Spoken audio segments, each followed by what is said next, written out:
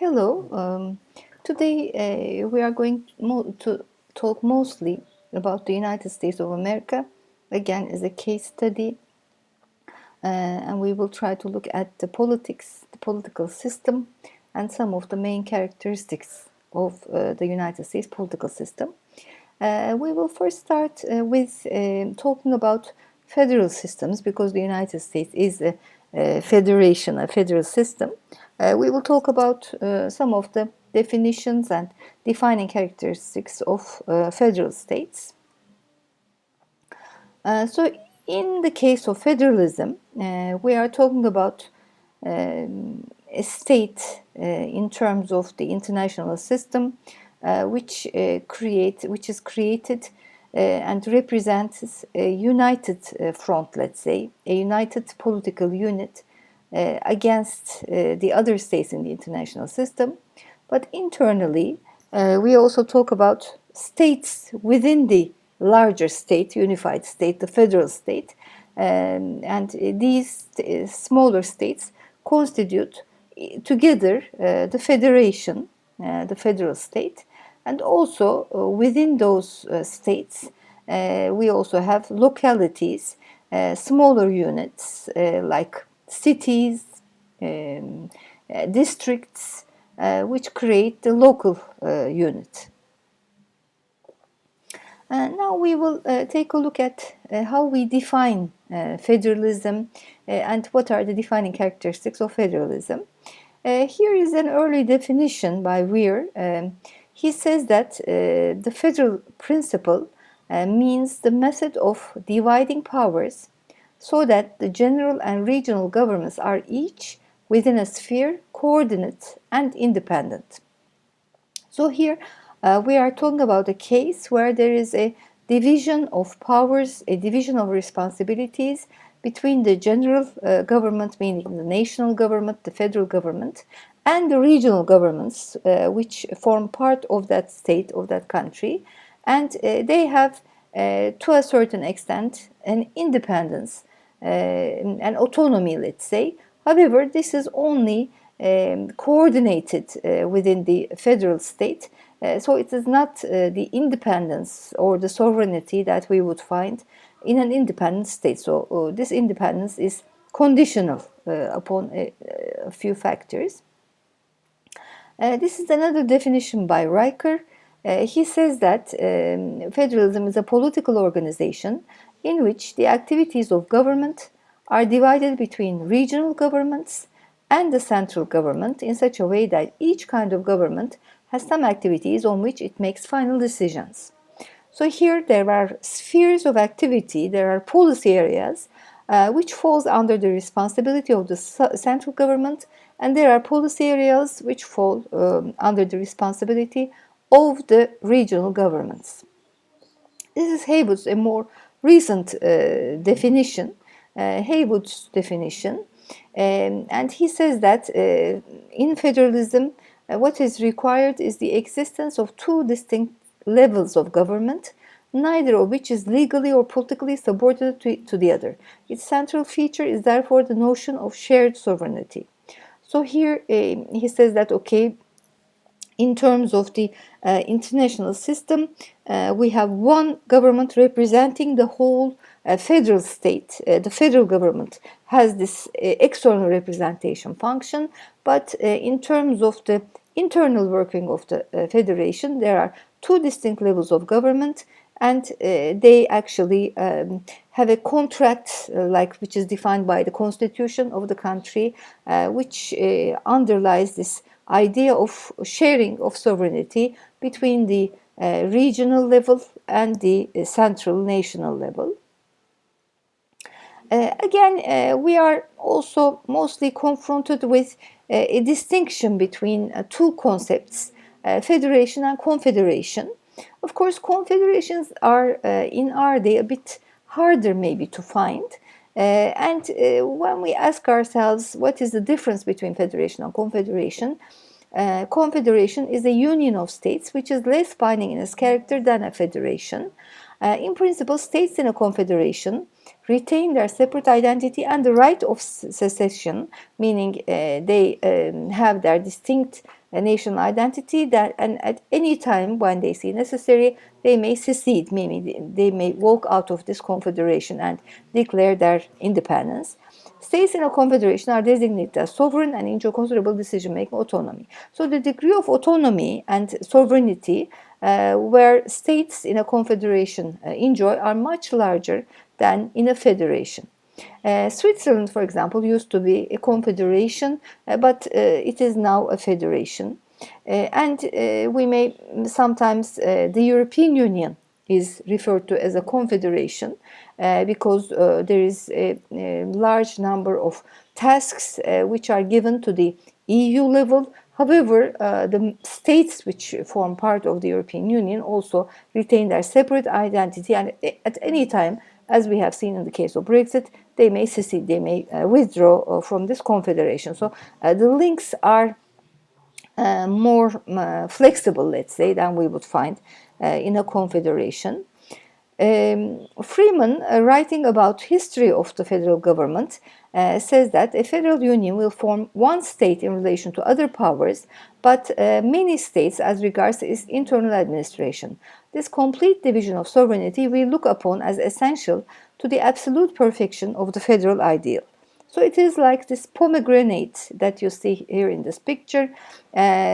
Outside, when you look at this fruit, it is like a single fruit, but when you open it up, you see that there are a number of seeds, there are a lot of different parts of it inside. So similarly, in a federal state, from the outside, in terms of the external representation in the international sphere, you would see it or view it, and you would also assess it, evaluate it as a single entity. But internally, you see that actually there are different layers of government, and there is a complex and maybe also quite interesting division of sovereignty between the national level and the levels of the states or regional governments which constitute it. Riker's criteria for federal constitution. So this is like maybe a test, which may be applied to a federal constitution. So you have two levels of government, both the federal level and the state level or the regional level, two levels of government ruling over the same land and people. Each level must have at least one area of action in which it is autonomous. There is some guarantee of the autonomy of each government in its own sphere. So the Constitution actually guarantees this autonomy for each level of government. Federal systems differ between each other in terms of institutions, distribution of authority, scope of functions of each level of government, organization of central administration, and organization of the component territorial units. So here we see that actually, of course, we are talking about federal systems, but when we look at different examples of federal systems, we also see that there is a lot of diversity, there is a lot of difference between different federal systems. For example, the German federal system would be very different from the American system, Canadian system, Australian system. So federations also although they share some maybe similar principles, some let's say characteristics, still there are also considerable differences among how the authority is distributed between the different levels, how the institutions are structured, whether you have, let's say, a presidential system or a parliamentary system, and also how the territorial units are divided within the state. So here we see maybe a generalization of federal systems. So here we have on the one hand national government, the federal sort of government which represents the country as a whole, which represents the unity, and then you have the state level. So here we have let's say areas of policy making which are mostly allocated either to the national level or the state level, and there are also a number of areas which is shared where both the national level and the state level is responsible. Again, this may change from country to country, but as a general pattern, we can say this. At the national level, for example, the federal government or the national government, meaning the unified political body, may declare war, has the power to declare war, has the power to maintain armed forces. So, for example, maybe in a confederation, you could have maybe different military units for the constituent states. However, in the case of federalism, you would have one military force, one armed force for the whole country, not all for the different states, but representing the national government. Again, the national government is responsible for regulating interstate and foreign trade, admit new states. For example, there may be some additions to the federation, establish post offices, set standard weights and measures, so it is the same all over the country, coin money, establish foreign policy, make all laws necessary and proper for carrying out delegated powers. So also, depending on the constitutional, of course, arrangement, again, it is the responsibility of the national government to also determine which powers are held by the national government and which are delegated to the other units. In terms of the state level, again, what are the areas which are under the prerogative, let's say, of the state level? Establish and maintain schools, so education system can be there. Sometimes maybe it may also be at the federal level, but usually establishing local governments, regulating business within the state, not interstate trade, but within the state, interstate trade. Make marriage laws, provide for public safety, assume other powers not delegated to the national government or prohibited to the states. So this can be also enumerated. It could be, for example, maybe engaging in some environmental protection laws. And there are also shared areas, maintaining law and order. So you could have maybe a state level police force, but also you would have a national sort of police force, national judicial bodies, levy taxes, borrowing money, chartering banks. So you could have both state level regional banks, but also national banks, establishing courts. Again, you would have regional courts and national courts, and providing for public welfare. So social security could be both under the prerogative of the national level and the state level, or hospitals could be again shared by both levels. There could be maybe some national jurisdiction in that area, but mostly these sort of entities which provide services to the public in terms of the provision of welfare could be mostly organized at the state level and run and administered at the state level. So here we are talking about a sharing of responsibilities, a sharing of functions, and neither side interferes with the other with regard to the prerogatives they have and the areas of sovereignty they have.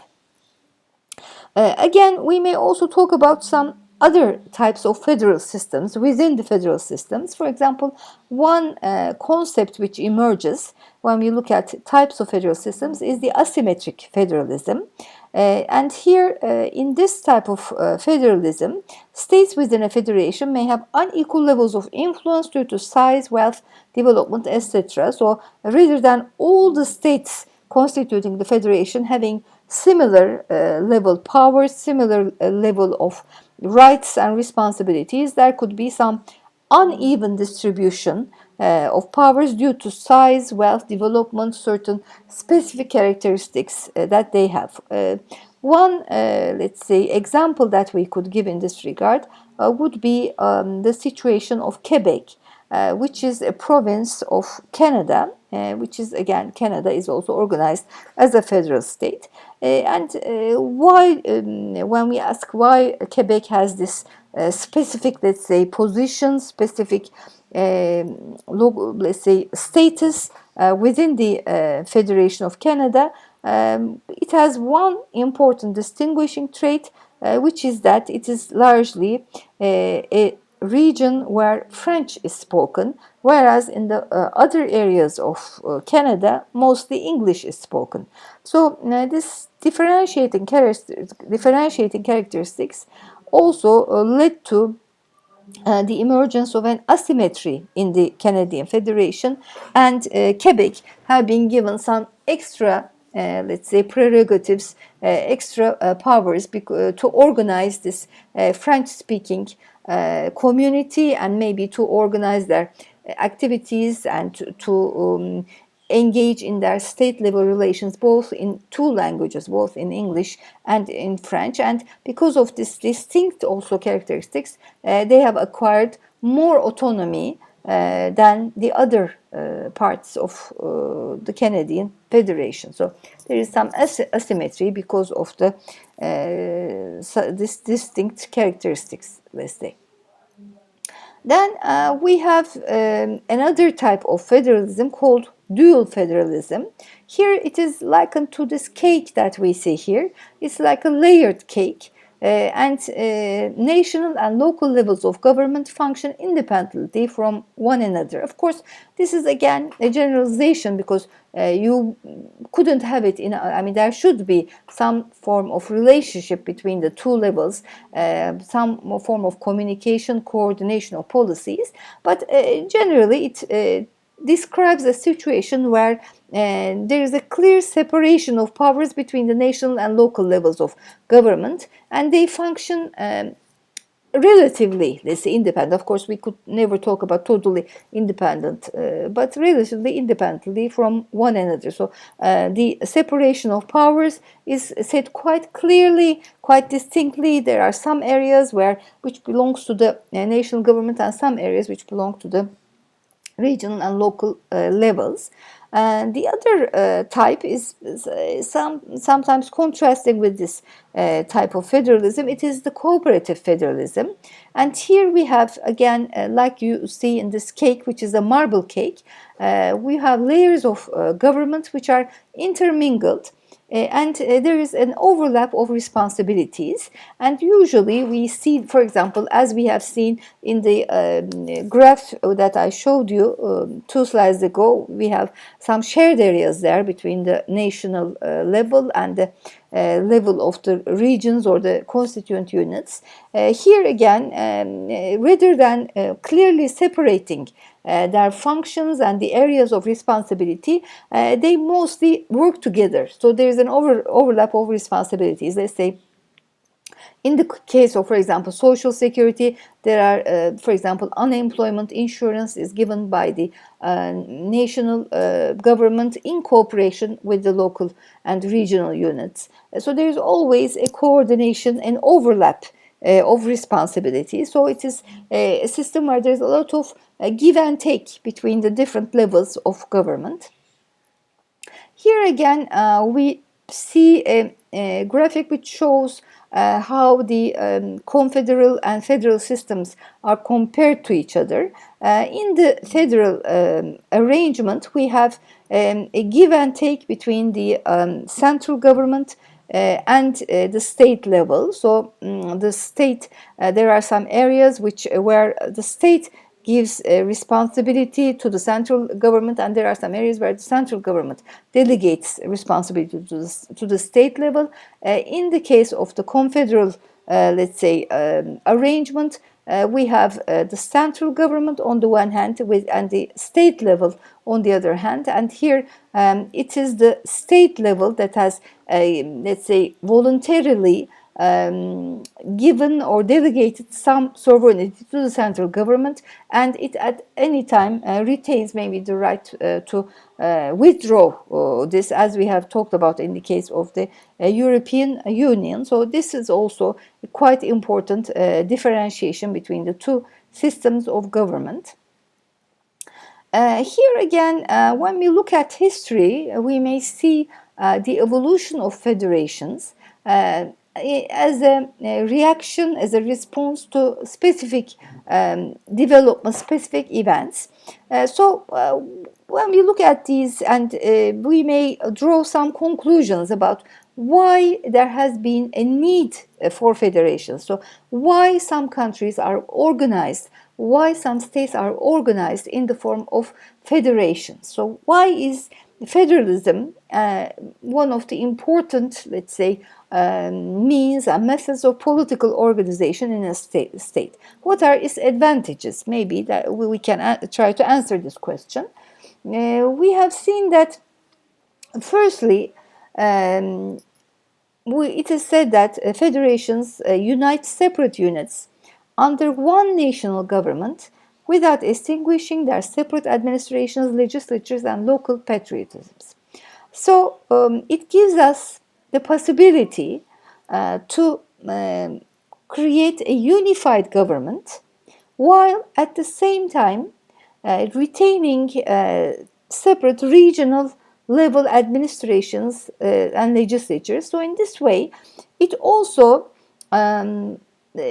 creates such a system where local identities, local nationalisms, or local nationalisms also survive. So we have, of course, without the existence of a unified national identity, of course, it would be difficult to continue the federal method, the federal experiment, but at least to a level, the localities, the regions are left to their own devices. They are left to enjoy their institutions, some level of self-government. So this in some way can be advantageous. Secondly, an advantage of federations is seen as being the best means of ruling over an extended territory, since it allows for flexibility of administration to the circumstances of each part of the territory. So usually, let's say, if you have a smaller state, if you are talking about a smaller state, maybe it would be difficult actually to talk about federation, because you wouldn't have much need to create a federation, because it would be a central government would very much be able to handle all the issues in that state. However, when you have a larger territory like you see in the United States, then a federation emerges as a quite convenient, a very practical way of governing over this extended, quite large territory, since it allows for flexibility of administration, and you can also, let's say, create some flexibility, let's say, in administering the vast territory.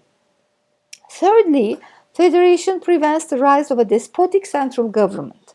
So usually, again, in a federal state, because there is a clear sharing of responsibilities between the regional level and the central level, then this could be a guarantee against too much centralization of power in the central government. So it would be quite difficult to have a very despotic central government, because the central government does not have all the power. It is prone to, it is obliged to share at least some of its power with the constituent units.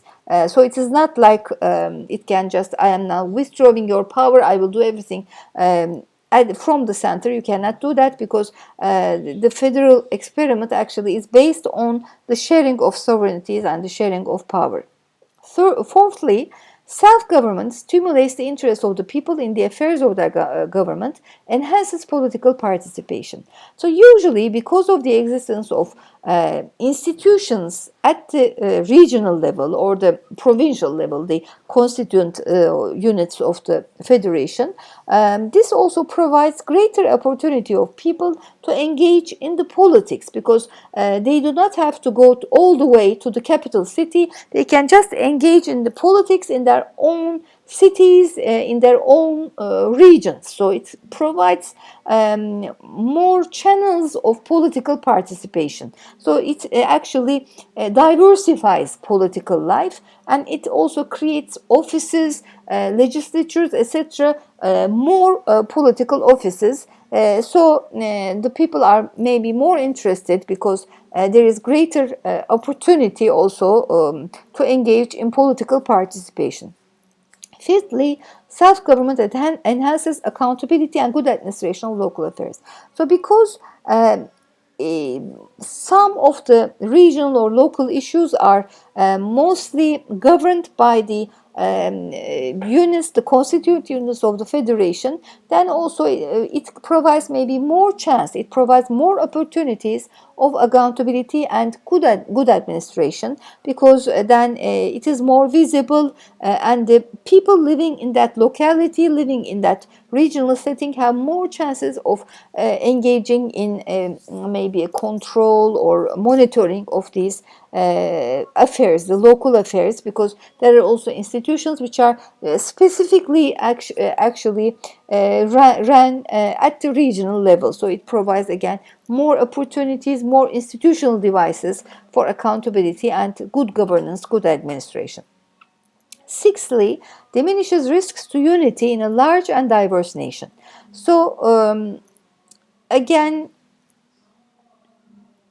another quite important reason why we have federations is usually also to deal with diversity in a national setting. So this could be ethnic diversity, it could be geographical diversity, it could be also religious maybe diversity. So if you have, let's say, differences, cultural differences, etc., among the different constituent units in a federation, then if you want to centralize the power, let's say, if you say, okay, I will get rid of all these diversities and create a central, a very strong central administration, and get rid of all these local level institutions, local level government, then also it can trigger a process of trying to secede from this unity. It may create attempts to break away.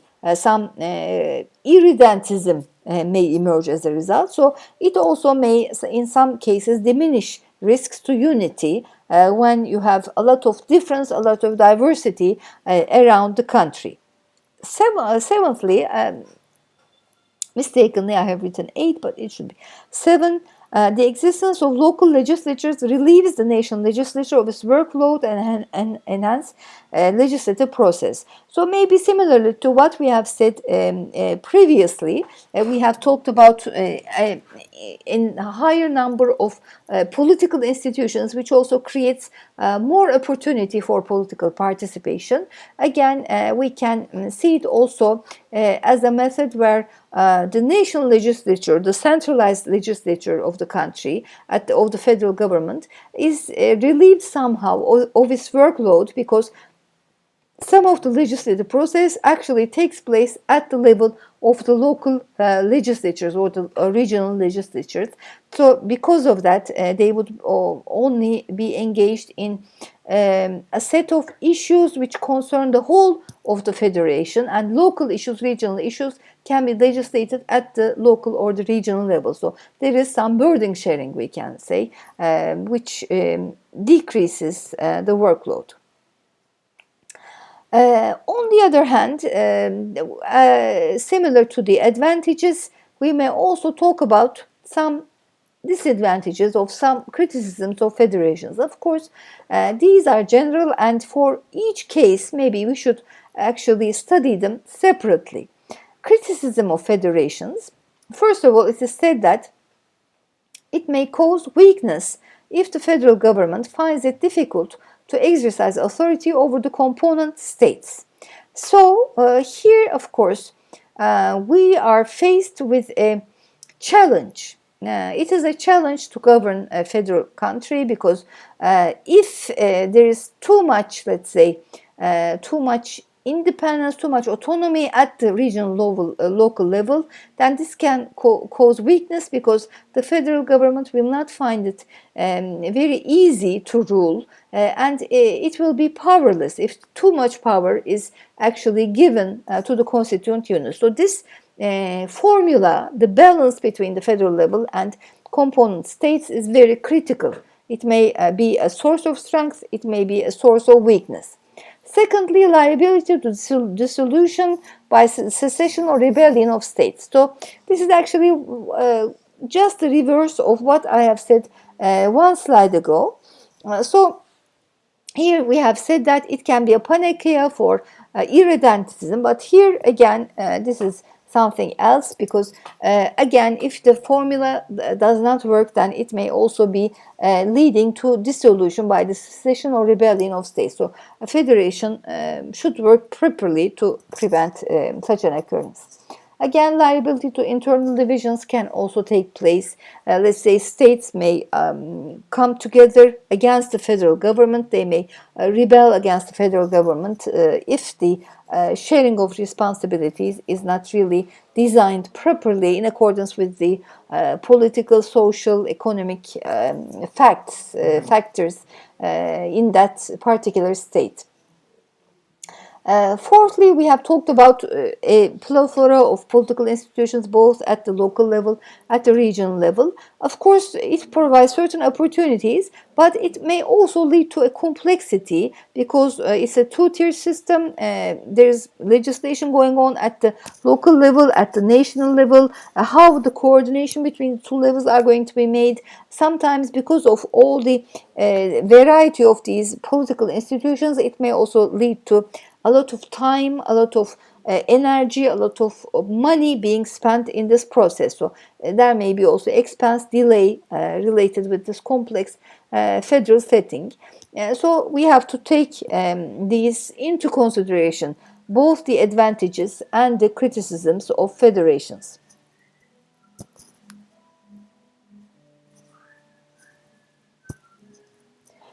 Again, historically looking, another question which we may ask is, why are federations formed? As we talked about, they may be seen advantageous in terms of certain settings.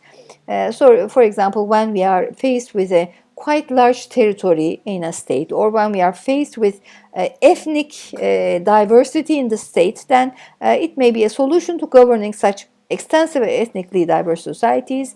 Others would be mostly like as a response to military threat. When a state is faced with military threat, again, they may join forces. And also in terms of economic development, in terms of fostering economic development between the countries. We could say in the case of the unification of the German states in the 19th century, we could talk about maybe this, we could see this as an attempt to engage in political and economic development, to be one of the outstanding countries, one of the successful countries of Europe, and to also compete with countries such as France and Britain that have engaged in state building previously. And in the case of city-states, German states, which have established their independence over a number of centuries, then federalism may be quite suitable for such an endeavor. And then later in the when the constitution was made at the end of the Second World War, for the case of West Germany, the federal principle was adopted there. When we look at the case of Switzerland as an example of federal union, here we see that usually when we look at the formation of a federation, we see that it is a long historical process. Similarly, in the case of Switzerland, we also see that it was built slowly, and all the these what we called about complex arrangements, political arrangements in the case of the Swiss Federal Union actually accumulated over years. So it has become a customary, there are conventions, political usages which are accepted in general. So it is not just like, okay, we just sit overnight and come up with a federal constitution, but it is like evolving throughout time and tested also with time. Switzerland became a federation in 1848. However, its origins, all this historical process of state building, federation building, went back to the 13th century. It went back to 1291. And as we talked about in the case of why federations are formed, here one of the most important reasons why we have this federal union was the defense against the Habsburgs. So it was a league of mutual defense created against the Habsburgs, the Habsburg dynasty. And in 1815, it adopted a multilingual structure with the addition of new cantons. So it has a French-speaking canton, it has Italian-speaking canton, and it has German-speaking canton. So it also includes the different cultural characteristics in a small territory, the ethnic diversities. And also, of course, Switzerland is a very peculiar case. It's a very sui generis, let's say, country. It is just in the center of Europe with its very specific characteristics. It has been a center of banking for a long time. It has been a financial center. It has been quite a developed part of Europe. It has been a country which has adopted armed neutrality in order to protect itself against any sort of aggression from the outside. So it survived because it was like maybe a sort of a very important sort of like a middle ground between different power centers in Europe. So its survival and the creation of this federation took place within very peculiar and historical circumstances, we can say.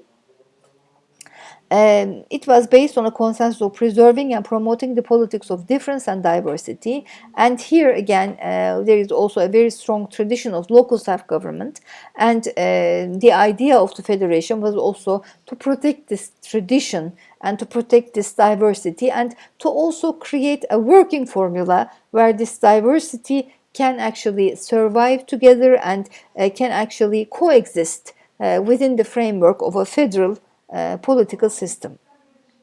Another example can be seen as Canada, which was a former, colony, former colony which became a federation in 1867. It was the first country to combine parliamentary government with federal principles. So here, maybe differently from a federal country like the United States, we do not have a presidential system. We have a prime minister, we have a parliamentary government with federal principles, and it is composed of a national government, the federal government, and 10 provincial governments. And then we also talked about the case of Quebec, the French-speaking part of Canada, which also has some distinct autonomy, features of autonomy, compared to the other constituent parts of Canada. Australia, again, this is also a former part of the British Empire, a former British territory. It is also called as Down Under. There is a sort of a slang way of calling or describing Australia as Down Under. And it was a place where migration from Britain also took place. It became a federation in 1901, and we have seen again a parliamentary system emerging in Australia. It is formed of 6 states which developed autonomously in isolation from each other with a sense of local patriotism. Here again, one important factor where the federation worked, it became a working formula for Australian politics was this keeping the sense of local patriotism. It gave the ability to govern over a large territory which is quite diverse, both in terms of the geographical characteristics and also in terms of, especially when it was first established, in terms of this sense of local patriotism. Now we come to the United States. We'll look at the case of the United States a little bit deeper as an example, let's say, as a well-known example of federal system, a federal government, and the constituent states which form the federation. So when we talk about the United States, of course, one of the most important characteristics of the United States is that it is a nation of immigrants. It has been characterized as a melting pot where different ethnicities came again throughout centuries. Europeans went there, Germans, Irish, Polish, Italians went there, Chinese went there, Indians maybe went there. All different nationalities went to the United States, settled in the United States, and the idea of American became sort of a unifying ideology, a unifying identity for these immigrants. So everyone maybe retained maybe a sense of their separate origins. However, they were happy to become American. So being an American provided sort of an allure to it. Sort of like people felt freer becoming American because maybe there were some reasons why they fled their own countries. For example, Protestants went there because they were also facing repression, oppression in their home country, so they find refuge there. They were able to practice their own faith, or some people were going there for economic benefits because they were starving in their own country, so they wanted to find some means of sustenance in the United States. So it was like a country of hope. Immigrants with different expectations traveled there. They formed new lives, and here they embraced the notion of being American. So Americanism became like a catch-all identity for all these immigrants from different origins. So one common trait was that they were all immigrants. Usually, again, it is spoken that in the United States we can talk about a dominant sort of like an ethnic identity underneath this label of being American. So it is like being white, Anglo-Saxon, Protestant, WASPs, and also we can add maybe being male because of the more superiority throughout the ages of the male sex and the discrimination against females, white Anglo-Saxon Protestant. However, more and more we can talk about an increase in the influence of Hispanic culture, increase in the number of Hispanic immigrants. Also, we can see, especially in the Trump's policies, we can see that the Pacific area became more important than the United States relations with Europe. So the European background may be relatively, of course, not altogether, but relatively losing its importance as the defining characteristic of the elite, let's say, in the United States. We have more variety being introduced. People from Hispanic origin, people from African American origin are becoming more important players in the United States. And also culturally, also we can talk about U.S. exceptionalism, that there is the idea that the United States is special. It has a special vocation in the world of states. It's a country which is given a specific mission to lead the world, becoming the leading country of the world. So this has also been maybe an cultural sort of an ideology which also the United States politicians have used, and to also they have used it also to justify, let's say, their especially operations throughout the world, and how they led the world through their international policies. And of course, we can talk about both an internationalism in the case of the United States, that the United States has this mission to lead the world, becoming the dominant power of the world. But also, in addition, we have also an isolationist tradition in terms of the international policies of the United States, which was especially witnessed during the during the period between the First World War and the Second World War, where mostly the United States was turned inwards, especially after the Great Depression of 1929, where mostly internal affairs became the dominant agenda of the United States. So here we can also see a retreat to what we may call as an isolationism, being mostly turning inwards for the United States. Of course, Alexis de Tocqueville was one of the most important writers who wrote about the political system in the United States. He went there, he experienced the system, and he wrote about it. And he was fascinated by how things were run in the United States at that time. And there is an excerpt from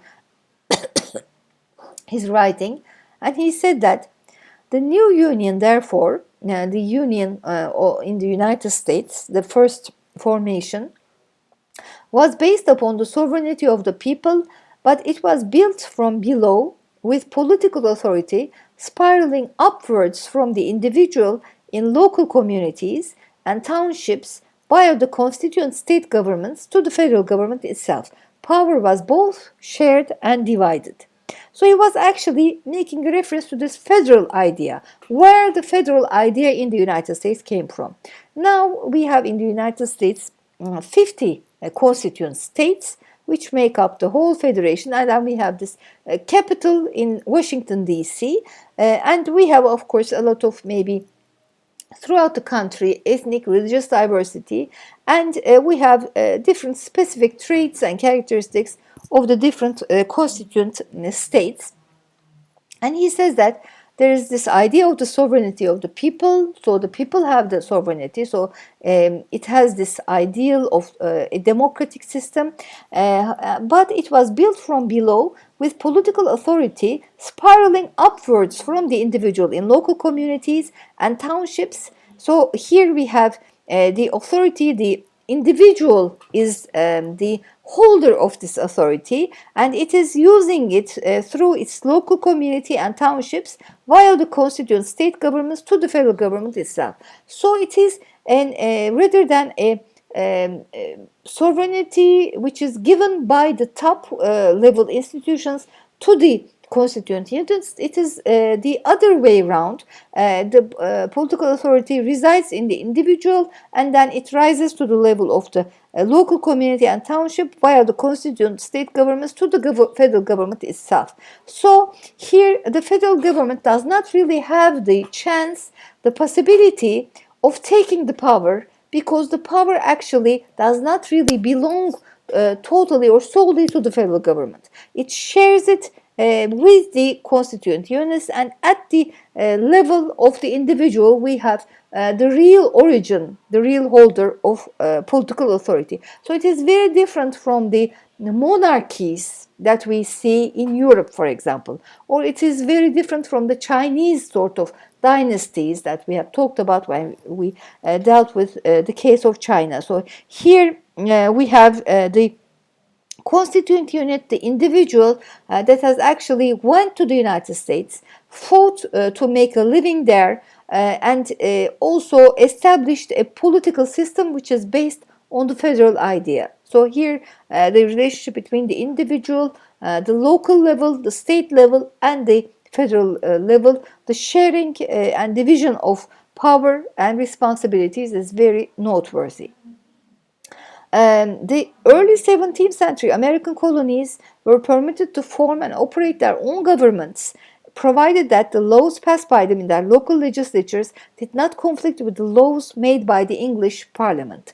So here again, just like the other British colonies, Canada and Australia, that we have very briefly talked about, here again we see that the English colonizers also maybe permitted this system. They permitted the governments at the local level and that they can also pass their own laws, but they had one condition: the laws passed by these local level governments should not conflict with the laws made by the English Parliament. So here, as long as they were in harmony with the English Parliament, then they could be implemented.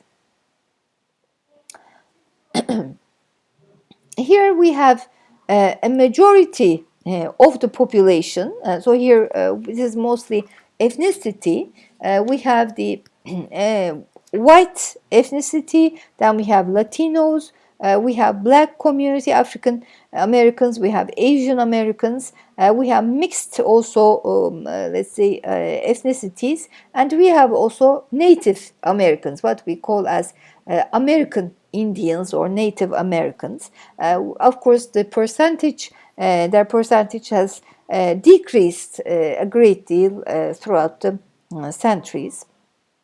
In terms of religions, we have Protestant more than half of the country, 51%. Then we have, secondly, Catholics, about 24%. Then we have unaffiliated and those who do not have any religious connection, and in total they make up about 16%. Then we have unspecified, those who do not really convey their religious affiliation, about 2.5%. Then we have Jewish, about 1.7, Mormons 1.7, other Christian sects 1.6, we have Buddhists 0.7, and we have Muslims 0.6. So this is basically, again, quite a diversity in terms of religion. The overriding religion is Protestant, but when we look at its percentage, it is not really that high.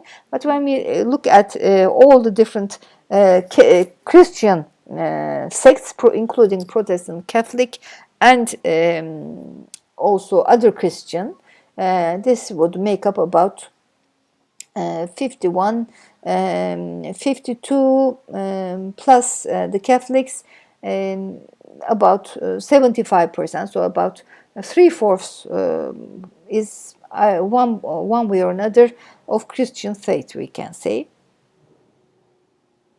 In terms of geography, of course, occupies nearly half of North America, so it's quite an extensive territorial entity. Expands from the Atlantic to the Pacific Ocean. It is neighbored by Canada in the north and Mexico in the south.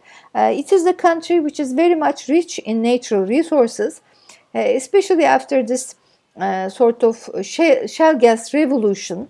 We also see that it has become a major exporter of petroleum, of oil also. It has an arable land, so it is also a very important agricultural producer, especially like corn or wheat, other sort of agricultural products. It has navigable rivers. We have talked about the case of Britain, and we had, if you remember, said that having navigable rivers was quite important, especially it has helped early industrialization in the case of Britain. Here again, in the case of the United States, it has helped the unification of the country, trade, especially between the states in the United States, and it has protected ports, which also makes it quite an important trade power, exporting and importing from the rest of the world. Historically had low population density and been a target of international immigration. So this was also quite important, the historical low population, because it needed, especially for its labor market, it needed immigration. People who would work in the fields, people who would work in industry in the United States. So there was a need for immigration. However, of course, it has come to a point where, especially in our age, immigration is more controlled than ever, and new sort of limits, barriers are placed on immigration. But however, historically, it has been a country which was more friendly, more open to immigration because of the need for new source of labor, especially. Early history, process of European colonization, both by the first maybe Spanish and then also by the English and the French. And we have also seen that the country was built gradually, and there was a process of expansion from the Atlantic to the Pacific border. So it has been again a process of historical evolution. It began in the 1500s, in the 16th century, and reached its peak in the 19th century. So it took about like 4 centuries for this gradual expansion.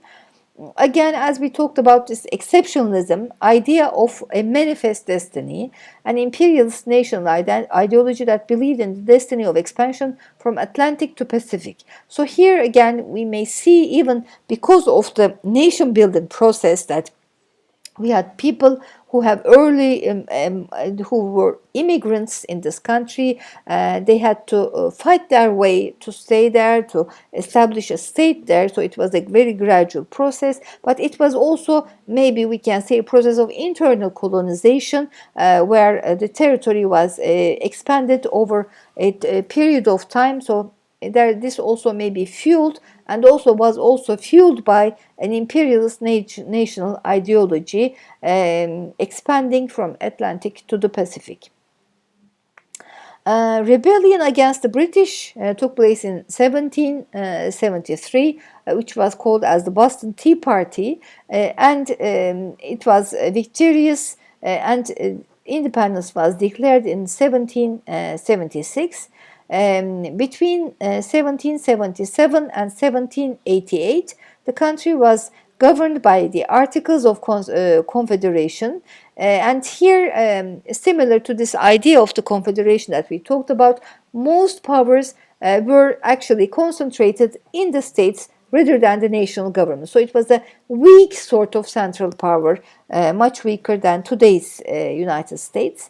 Throughout the territorial expansion, of course, one major thing that we have to maybe talk about is the extermination of what may also sometimes be called as the massacre of Native Americans. So here there were wars against the Native Americans. They were at the end they were mostly either they had to live in certain let's say areas, territories which were specifically given to them, and most of them had problems in their social life. They became alcoholic. They couldn't really integrate into the system because they have to live in these specific areas. And throughout history, again, they were either killed, massacred, and also most of them died because of some diseases which were brought by the European colonizers. So these were diseases like smallpox, for example, which the Native Americans didn't have any sort of resistance against. So the germs, let's say these diseases also led to the death of Native Americans, both in the north and in the south of America, in large numbers. So we may talk about this extermination, and as we have seen in the graphic about the ethnicity, now the percentage of Native Americans is very low, quite low. Again, in the process of territorial expansion, we have talked about this expansion from the Atlantic to the Pacific border, annexation of Hawaii, Guam, the Northern Marianas Islands, and Puerto Rico also took place. And Puerto Rico is considered a colony of the United States with limited autonomy in trade and foreign policy. And Puerto Ricans are U.S. citizens by birth and can travel freely to the United States. Between 1773 and 1789, we can talk about a revolutionary era for the United States.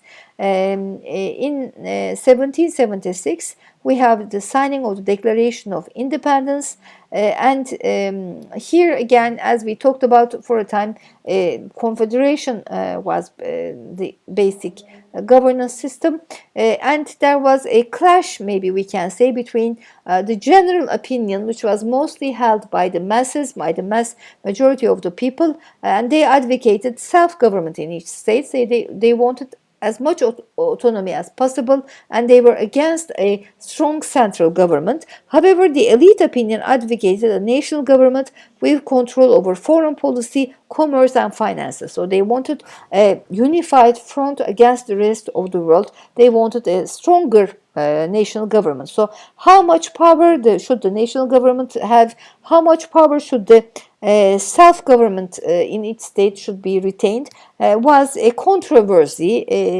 between the general public opinion and the elite opinion. The Articles of Confederation, as we talked about, agreed in 1777 and ratified in 1781. In this arrangement, power was mostly concentrated in the states, and national government dependent on voluntary contributions of the states. So it was quite weak, and it didn't have much authority over the constituent states, and each of the states implemented their own foreign and fiscal policies, often conflicting with each other. So in their foreign policies, they didn't have one single foreign policy. There were conflicts in their foreign policies. So this created, of course, a lot of problems in terms of a unified central administration.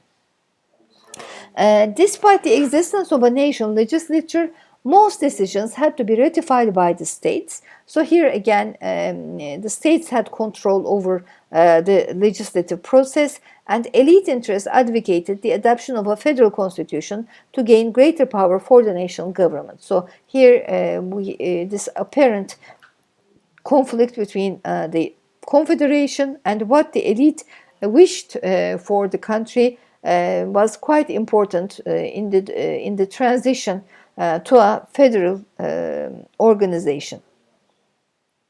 The United States Constitution was adopted at the Philadelphia Convention in 1787, and it replaced the Articles of Confederation, which continued to rule the country until 1788. And here again, we see that the federal government was granted authority over commerce, foreign and military policy, and it also had sources of financing independent of the state. So this gave it more power and more, authority and responsibility, especially in these areas: commerce, trade, foreign and military policy. So we see that in line with the elite idea, federal government was able to concentrate more power compared with the Articles of the Confederation. For the first time, the office of the president was created with powers independent of the legislature. Here we have this distinction between the executive and the legislative branches in line with the federal constitution, and the first president became George Washington, who left his legacy on the office of presidency. So with this stronger federal government, we have three branches: executive, legislative, and judiciary branches, and a system of checks and balances to ensure that no single branch would have too much power. So here, one of the most important principles of the American system, the separation of powers between executive, legislative, and judicial branches of the state was adopted, and it became one of the most important guarantees that, especially as opposed to the monarchic system, for example, here there were precautions taken against a dictatorship emerging, against too much authority, too much power being collected at the executive level. So they would check each other. For example, the legislative would check and monitor how the executive was governing the country. It could put some controls over the executive, and the judiciary could also have an eye on the legislative process, and it would be able to control whether or not the legislative was acting in line with the procedures of the legislative process. Federal government's powers were, again, establishing post offices and roads, coining money, promoting science, raising and supporting an army and navy, establishing uniform rule of naturalization. So, especially becoming an American citizen, it would be the rules would be governed at the federal level. Foreign policy, military and defense policy would also be at this level. Creation of a national economy. So, of course, each of the states maybe would retain some form of autonomy in terms of the affairs, business affairs, economic affairs in their own states, but the federal government would also be responsible for the creation of a national economy, which would be something above the local and regional level. In the federal constitution, how the president would be elected was also described.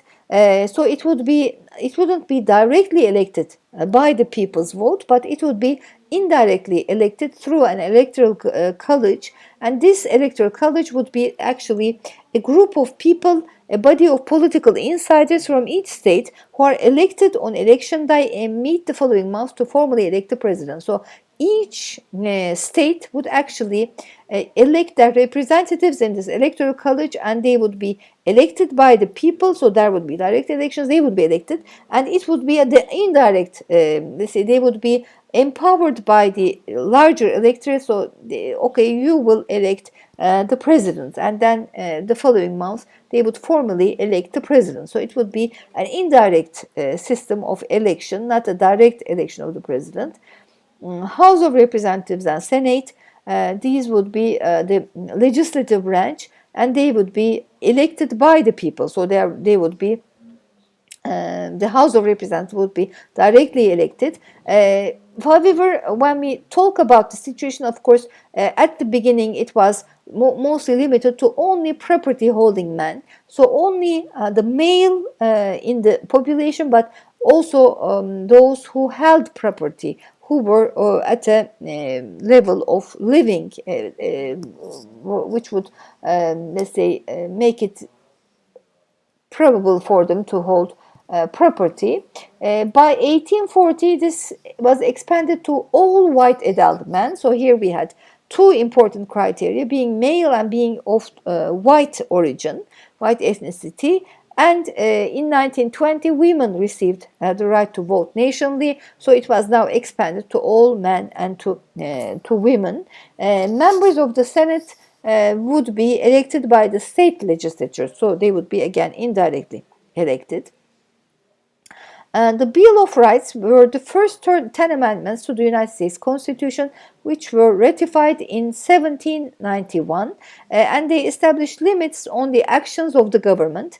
They were demanded as a condition to ratify the Constitution, and they guaranteed protection for individuals from governmental power. So this is quite important, the Bill of Rights. So it was like a Bill of Rights for individuals, and which brought some protection of individuals from governmental power. So it basically created a limit on the power of the government. So it also determined what the government can do, and it guaranteed the inalienable rights of the individual against the government. Here again, if you remember Tocqueville's reference to this idea that the political authority resided in the individual, this was a guarantee that political authority actually resides in the individual, that the state cannot take it away from the individual. So these first 10 amendments to the United States Constitution guaranteed these individual rights against the governmental power.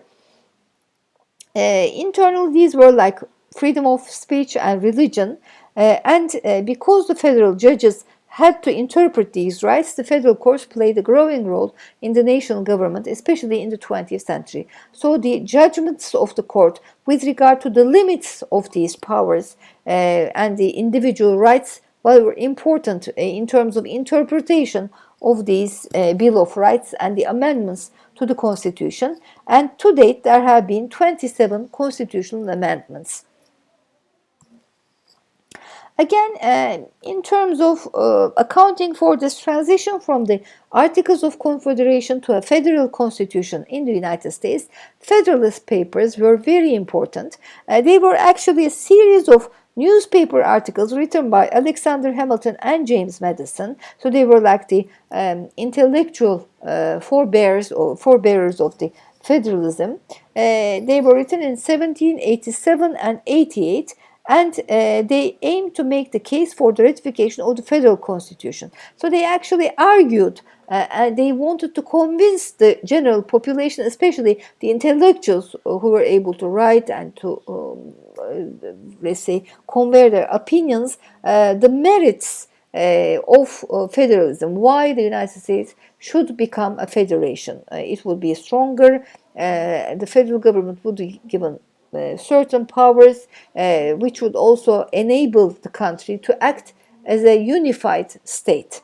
And it still remains as a volume of great significance to understand Federalist principles and the United States Constitution. So anybody who is interested in the idea of federalism and how it was really enmeshed in the idea of the United States should be able to go and check these Federalist Papers.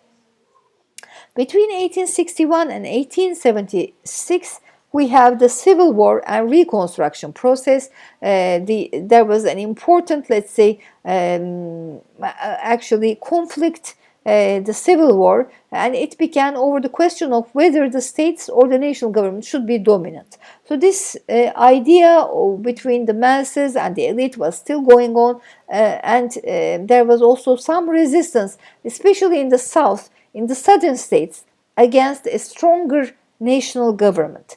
Many states believed that they could reject specified federal laws. So although there was a federal government, again there was a strong sense of local specificity, local power, and many states actually believed, despite the federal constitution, that they could reject specific federal laws. However, in the areas which are preserved for the federal government, then the federal government legislated in these areas, and the constituent states could not actually act in contravention of the federal laws. However, there was a misunderstanding maybe in this issue, and the point of contention between the states and the federal government was the issue of slavery. Anytime the Congress passed legislation against slavery, especially in the South, one or more states' legislatures in the South threatened to nullify it. They didn't respect, let's say, the authority of the federal legislature in that area, because slavery was an important part of the economic structure.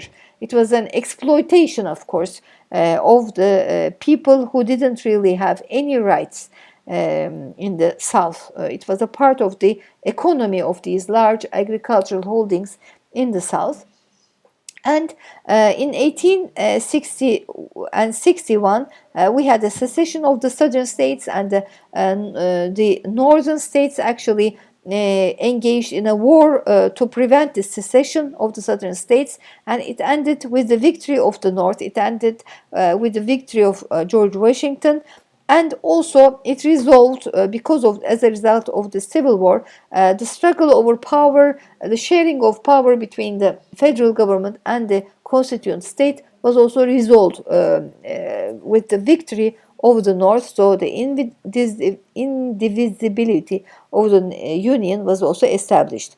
And also the idea of national citizenship was also established, supplementing state citizenship, and it created a bond to the center, to the new federal government, and also it created maybe certain new expectations from the federal government in terms of some problems, some, let's say, steps to take in terms of the welfare of the country, in terms of engaging in transportation facilities, in terms of engaging in all national welfare systems, etc. So a new center was formed despite the opposition of the southern states. In 1868, we have the 14th Amendment to the Constitution, and here it extended the protection of the Bill of Rights to cover actions by states as well as the federal government. So here we have the protection of the individual covering not only actions by the states as well as the federal government. So it took precautions to protect individual freedoms, and it extended citizenship to all born in the United States. So it granted full citizenship for the freed slaves, guaranteed that the United States-born children of immigrants would become U.S. citizens at birth. So, for example, here we sometimes hear about people going to the United States, giving birth to their child in the United States, so that the child would actually have American citizenship for life. So here it is based on this amendment to the Constitution, giving full citizenship to all United States born children, and also to the freed slaves. So they became citizens. They acquired the right of United States citizenship. In addition, considering the right to vote, Congress also sought to establish a federal legislation and grant the right to vote for African Americans. However, despite this attempt to grant the right to vote for African Americans, in reality, the federal government failed to enforce the right to vote for African Americans, especially in the South, and until the civil rights movement of the 1960s, this right could not really be enjoyed by a quite substantial part of African Americans, and it was only attained and generally, let's say, implemented throughout the United States with the Voting Rights Act in 1965, and it was a victory of the civil rights movement. In 1933 and 40, we have the New Deal, which was also quite important in extending the powers of the federal government, especially with regard to the regulation of the economy and welfare of the citizens. And at that time, it was the response of the Roosevelt administration to the very severe and serious consequences of the Great Depression in terms of poverty, hunger, lack of economic resources of the country as a whole as a result of the Great Depression. And federal government used its constitutional powers to regulate interstate commerce, the trade between the states, in order to expand federal regulation of business. So the business world, economy of the country was governed by the powers of the federal government, and it also established a social security system which engaged in monthly payments to the elderly, housing programs for the people who weren't well off, and also food subsidies for children, because it was the age of the forgotten man, where especially after the very severe circumstances of the Great Depression, most people were left without any job, without any way to sustain their families. So hunger, very extreme poverty was a major problem, which necessitated the establishment of a social security system and necessitated the federal government to take action in this area to provide for the welfare of its citizens. Subsidies were also given to agriculture and to farmers, and the federal government asserted its role and its dominance over the states in delivering services to the people. In addition, Roosevelt increased his presidential powers, which were later enjoyed by consecutive presidents. So throughout this era, we have seen an expansion in the powers of the presidency. In the 1960s, Congress began to challenge the growth in the executive power, in the power of the presidency. Again, after 1968, we also can talk about a divided government, partisan dominance, and political contestation, and this mostly comes after President Nixon's election in 1968, and at that time, what we are talking about, especially in terms of divided government, was that President Nixon and his successor Ford were from the Republican Party. However, during their presidency, both houses, both the House of Representatives and the Senate, were made in a majority of the Democrat Party. So this created a backlash when you have a Republican president but a Democrat majority Congress. Control of the presidency, House of Representatives, Senate by the same party happened only 5 times since then. So this created a lot of partisan backlash, partisan conflict, and political contestation over the power of the presidency.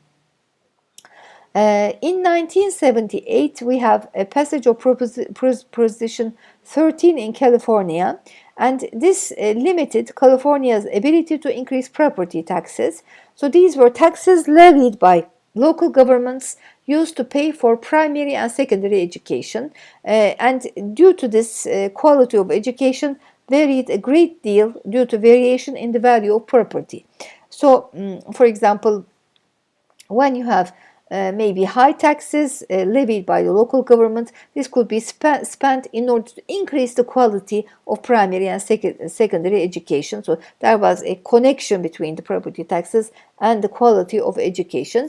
With the passage of Proposition 13 in California in 1978, it limited California's ability to increase property taxes. This also was a factor which may be increased investment and the establishment of businesses in California, but in terms of the quality of education, it had some undesired adverse effects. Popular mobilization followed this era in the 1970s and 80s over scope of government. Government's involvement in values issues was contested. For example, issues such as role of religion, theory of evolution, right of abortion, same-sex marriages, these became politically contested issues, especially issues like, for example, whether or not evolution, the theory of evolution, should be taught in schools. What should be the role of religion in education, in social life, in politics, the right of abortion, whether or not women should have the right of abortion. These became very sensitive issues, which also created certain polarization in terms of the political structure. After the September 11 attacks, we also see that the fight against terrorism became a quite important foreign policy aim of the government, of the federal government, and rogue states, states that they saw as violating international law, violating the security of the United States in the globe. And they also engaged in preemptive strike against Afghanistan and Iraq. They said that these countries are rogue states, they are harboring terrorist organizations, so we should actually attack them before they could engage in new attacks against the United States. So they were even in contravention of the United Nations principles, they engaged in these occupations of foreign territory in Afghanistan and Iraq. And also the Patriot Act increased government's power over information, and also it engaged in an infringement of right to privacy, interest of state security. So here we can see that this increasing use of government power can be seen as maybe a violation of these foundational principles of the United States that we have seen in the case of the individual rights, that now the state is actually infringing the right to privacy, the right to information of the citizens with the reasoning that the state's security is dependent on this, that the state should have this power. If necessary, it can also use this power to, let's say, repress and to limit individual freedoms. So this can be seen as a paradox of the current era of the United States, and a development which gave power to the federal government and its agencies and to the detriment of individual liberties. When we look at the electoral system, it is a single-member plurality system. Candidates run for a single seat from a specific geographic district. The winner is the candidate who receives the most amount of votes, whether or not it is the majority. So there is no, let's say, for example, idea that at least the candidate should have 50% of the votes, but whoever gets the most votes represents that geographic district, the single seat from each specific district. And such a system is also used in the United Kingdom, for example, similar system, and it creates a propensity for the emergence of two-party systems, because it is not based on proportional representation, but it is based on the election of the candidate to receive the most number of votes. It creates a propensity for a two-party system, and the electoral system has this effect. The system is based on federal compromise and separation of powers, which we have talked about, and reflects a desire by constitutional framers to limit the federal government's ability to control citizens' lives, to limit tyranny of the majority over numerical minorities. So, especially a country which is diverse both geographically and also in terms of the different origins, cultures of the immigrants of the state, then there is a tendency to limit tyranny of the majority, and especially the founders of the country, especially, for example, those people who were fleeing from oppression in their own states, they wanted to limit tyranny of the majority. They wanted to live their lives as they desired, because that was what they were fleeing from when they emigrated to the United States. So this was an important principle. United States government, again, there is a paradox in the system. The United States government is designed to be inefficient because this is if you give too much power for the sake of efficiency, then you may lose the right to check the executive. So it is a specific character of the system, a paradoxical feature of the system. Concern is to prevent an over-centralization of power because each part of the government is set against the others. Policy making is difficult because of the separation and checking the power of the others. Citizenship, again, as we have talked about, a citizen of the United States is simultaneously a national citizen and a citizen of one of the states. Each citizen is responsible to each of these sovereigns and can be held accountable to the laws of each. So you are a citizen of your own smaller state, the regional state, and also the federal government, and you are responsible against the laws of each of these levels of federal architecture. Other features of the political system: President is elected by electoral college for 4-year terms. Cabinet is an advisory group of officials appointed by the president. So we don't have, like as we have in parliamentary systems, a cabinet which is elected from the legislature. It is separate, an advisory group of officials appointed by the president. Bicameral legislature made up of House of Representatives and Senate. A Supreme Court exercising judicial review made up of 9 justices. The president serves for a 4-year term, which can be renewed for a second term. The president is both head of state and head of government, and its powers, the office's powers, increase gradually, as we have seen from the start, and with different historical junctures. The president used the historical circumstances in order to justify greater powers. The Constitution actually established the Congress as the central branch of government, and president relies on Congress for support and funding. So president is not all powerful. It has to gain the acceptance of the Congress, especially for funding and for support of its executive policies. The president is at the same time commander-in-chief, may grant pardons to people who are convicted of crimes, make treaties with approval from the Senate, make senior appointments to the executive branch and to judicial posts with approval of the Senate, and may call Congress into session, especially when there is a crisis or an extraordinary situation. It also controls the federal level bureaucracy, which has expanded in power, in resources, and in functions again more recently. Abraham Lincoln was the president of the United States between 1861 and 1865. He was a president who has left a strong influence for consecutive presidents of the country. He set an example that was followed by consecutive presidents. He became a national leader and was able to establish his power base directly in the citizenry. So, as we talked about, we don't have this direct election of the president of the United States, but it's an indirect process. An electoral college elects the president. However, Abraham Lincoln was able to present himself as the only national leader. So he was able to directly address the nation and create a power base. And one of the most important reasons why he was able to do that was that he won the Civil War. He used also this success in order to increase his popularity, and the military role that he played during this time was also very influential to establish his power base directly in the citizenry.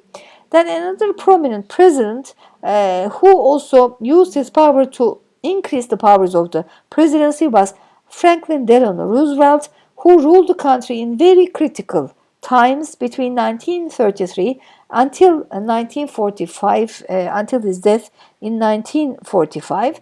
So he ruled the country after the Great Depression and the Second World War. He was responsible for the New Deal that we talked about, which increased the federal government's powers for the welfare and the regulation of the economy of the citizens. He was famous for the fireside broadcast to the nation. So he used the radio to appeal directly to the citizens of the United States, and he led the alliance with Britain and the Soviet Union during the Second World War. So he was also responsible for the defeat of the Nazi Germany and its allies during the Second World War. Then we have Barack Obama, again a specific also president. He ruled the country between 2009 and 2017 for 2 consecutive periods. He was the first African American president. His father was from Kenya, and he had this origin which was very important. He was the first African American, and he was very much supported by the Hispanics and African Americans. He was from the Democrat Party. Again, he ruled the country in a quite serious historical period, especially when in 2008 we had the financial crisis, and he dealt with the effects of the financial crisis. He adopted stimulus packages. He also passed a bill to regulate the financial sector because the financial sector was seen as responsible for this financial crisis, especially the subprime sector, the mortgage sector was seen as responsible for triggering the financial sector. So there was a bill to regulate. New rules were adopted in order to regulate and control the financial sector. He aimed to withdraw the country from Afghanistan and Iraq, and he also established a system of healthcare insurance, expanding it to uncovered segments of the population that didn't have healthcare or opportunities of healthcare, which was called as Obamacare. Then currently we have a very controversial figure as the president of the country, Donald Trump, who is ruling the country since 2017, and we are going to see in a short while that he's going to enter into elections. He is from the Republican Party. He has a business background from, again, the real estate sector especially, and he had populist sectors, very strong rhetoric against immigration. He talked about raising a wall in the Mexican border, and he was especially against immigration from all over the world to the United States. In trade, he adopted protectionist policies. He aimed to curb China's growing power. So for him, the number one rival for the United States was China, with its increasing economic and political clout. He was impeached and he was tried and acquitted for abuse of power and obstruction of the Congress because, again, there was a investigation which went on against him, and it was argued that he actually, during his election campaign, there were some obstruction of the Congress and abuse of power, and there were some interventions by Russia, later by Ukraine, in order to influence the results of the elections. However, because there was a Republican majority in the Senate, he was acquitted, let's say, for these allegations. Legislature, the Congress is also a very important part of the federal system. It engages in legislative and oversight functions. It is a bicameral legislature composed of the House of Representatives and the Senate. Both chambers are composed of committees and subcommittees, and this permits each member of the Senate and the House of Representatives to specialize in specific areas of public policy. So they have to increase their expertise or take part in committees where they have previous expertise, and they take part in the activities of the legislature. Bills must be passed in both the House and the Senate and signed by the President in order to be valid. Also, the Congress monitors the implementation of the laws that it passes, which is also an area which provides a lot of power, which gives a lot of power to the legislature. And the Congress also controls the appropriation of the funds for government programs. So government has to gain the approval of the Congress in order to get funds for its executive programs, for its government programs.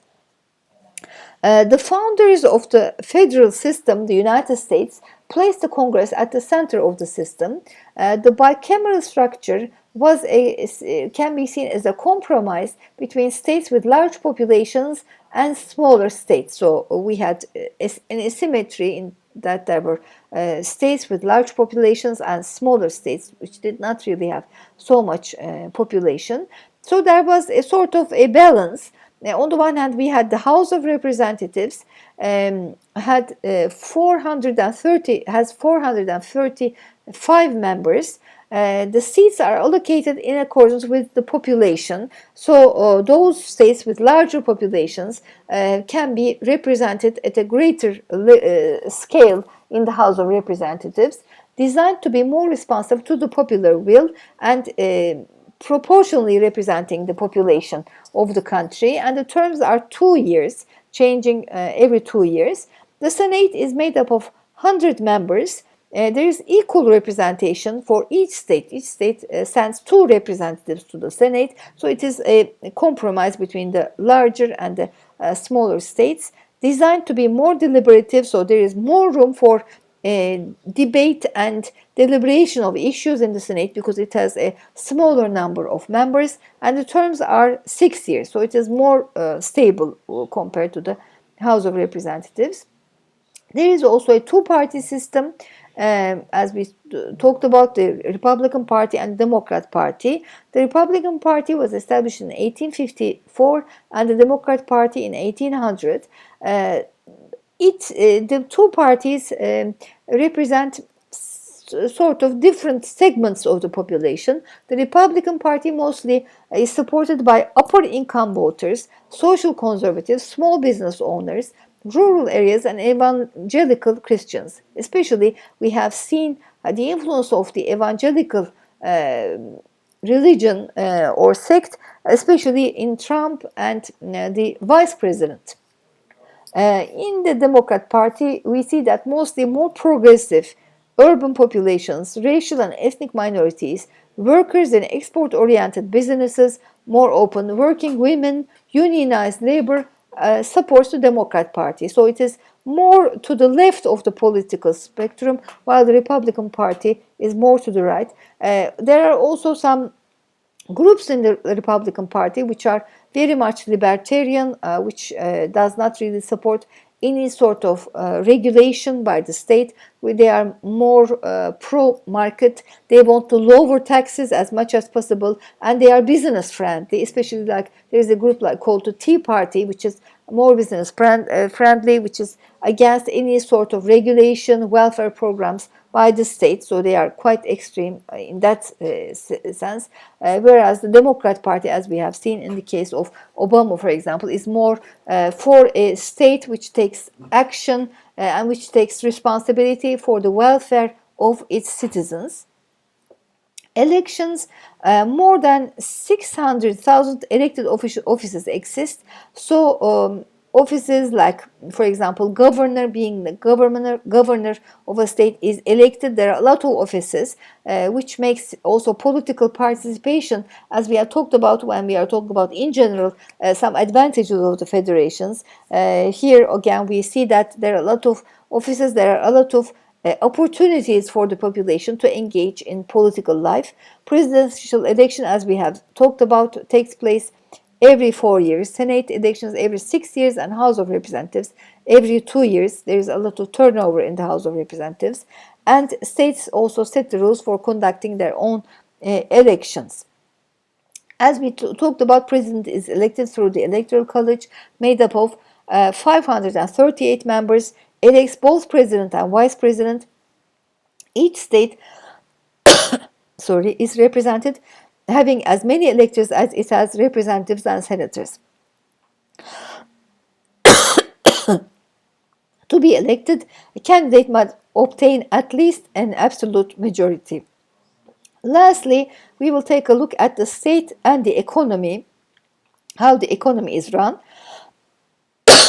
Again, of course, it is a capitalist economy. Private sector is seen as the engine of economic growth. There is what is called as a laissez-faire principle, when the market is free as much as possible. Regulations are kept to a minimum. Absence of governmental regulation of the economy. Opportunity for entrepreneurs to build the economy. So it is based on the idea of private enterprise, that entrepreneurs should be left as much as possible free to engage in business, to be creative, to establish and set up new businesses. And this allowed for expansion of production and economic activity. It has become a capitalist engine of capitalist economy throughout the world. However, there are also some downsides, some negative aspects of having such a private enterprise and free market economy. Economic actors are working for profit, and this may also create a condition whereby these economic actors may be insensitive to the impact of their actions on the broader economy, society, and environment. For example, they may engage in production without any consideration for its environmental side effects, or they may not care about people who are disadvantaged in the society. As we have seen in the case of the 2008 financial crisis, there may be some side effects. The lack of regulation may also lead to a situation where economic actors can really engage in very irresponsible activities. As we have seen in the case of 2008 financial crisis, it has been triggered by a bubble in the mortgage and subprime lending industry. The idea of the Federal Reserve Board, which was founded in 1913 to be independent, a technocratic, unelected body, is very important. It is very important because it controls the volume of money and key interest rates. It is a technocratic and unelected body. It provides a limit on the federal government to regulate the economy. So it is mostly an area which is basically removed from the control of the politicians. And it is very important because it controls the money supply, and the money we are talking about is the United States dollar, which is the #1 reserve currency and transactional currency in the world. So it is the basis of the global financial and commercial system. So it is left to the control of a technocratic, unelected body. In the 2008 financial crisis, it was the central policy-making agency seeking to avert recession, and it thereby a area was created which would be protected against political interference by the government.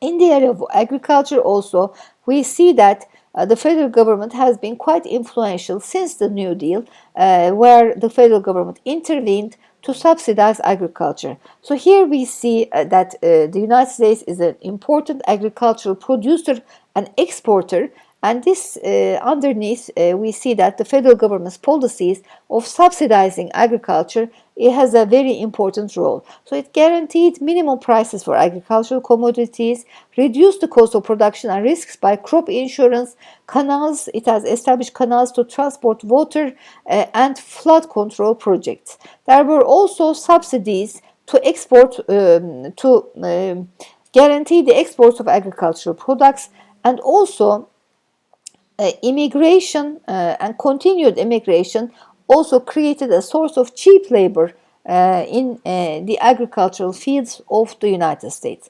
This can be seen also as one of the reasons of having a strong agricultural sector. Okay, so this is the end of our analysis of federal systems and the United States as an example of a federal system. Thank you for your attention.